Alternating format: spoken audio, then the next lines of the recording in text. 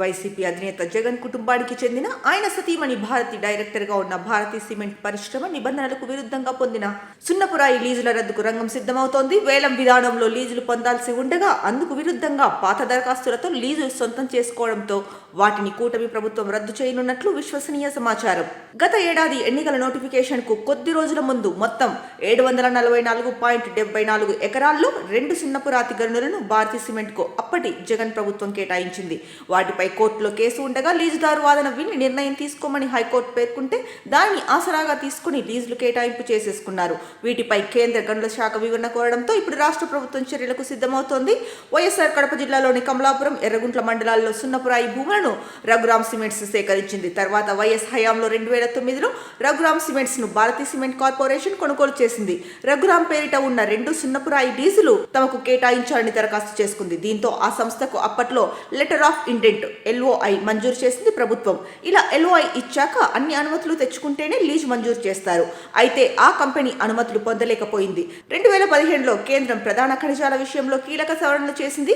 2015 జనవరి 12 నాటికి LOIలు పొందిన లీజులకు 2 ఏళ్లలో అన్ని అనుమతులు తెచ్చుకోవాలని, లేకపోతే అవి రద్దవుతాయని తెలిపింది.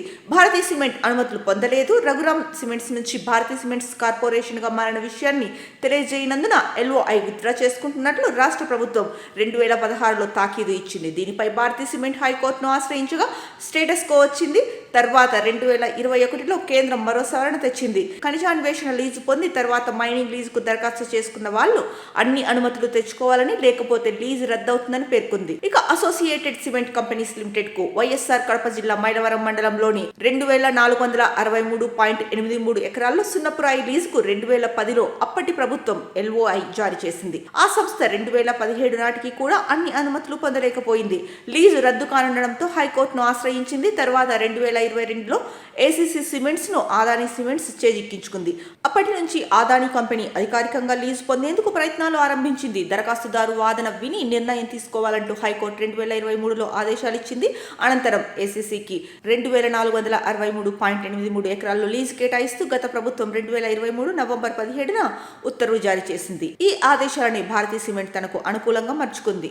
భారతీ సిమెంట్ లీజుల విషయంలో కూడా ఆ కంపెనీ వాదన విని నిర్ణయం తీసుకోమని హైకోర్టు 2023లో ఆదేశాలు ఇచ్చింది. ACC సిమెంట్స్ కు ఎలా లీజ్ ఇచ్చారో అలాగే భారతీ సిమెంట్ కూడా 2 లీజులు మంజూరు చేయొచ్చని అడ్వకేట్ జనరల్ అభిప్రాయపడ్డారు. అలా భారతీ సిమెంట్ కు 2 లీజులు మంజూరు చేస్తూ 2024 ఫిబ్రవరి 2న ప్రభుత్వం ఉత్తర్వులు జారీ చేసింది. భారతీ సిమెంట్ 2 లీజులకు ACC అదానీది, రామ్కో సిమెంట్స్ కొత్త లీజులకు మైనింగ్ ప్లాంట్ అనుమతుల కోసం Indian bureau of mines IBM కు దరఖాస్తు చేసుకున్నాయి.